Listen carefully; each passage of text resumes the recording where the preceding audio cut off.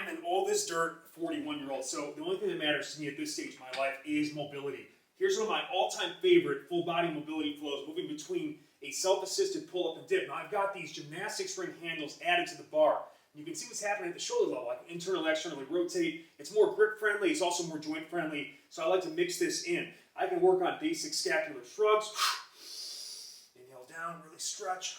Exhale up and pack those blades down and back. Good scapular training. I can also basically go between that flex and extended position. Really get that deep, full stretch. Drive the toes into that slant board.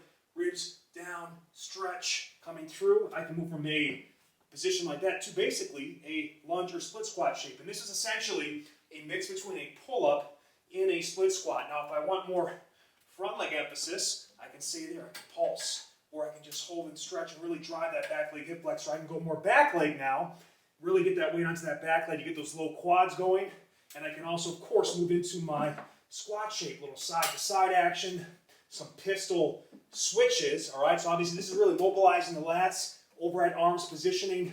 I can do the same sequence with the dip, go from more of a pulling to pushing shape. Get down. I can come down here and work on pulse and really get those chesticles going.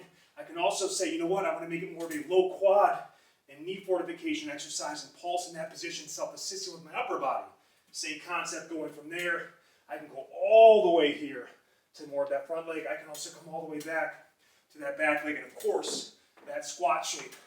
But again, the beauty of this is I can spend so much time in these shapes because of the self-assistance. Full body mobility flow. Do it today.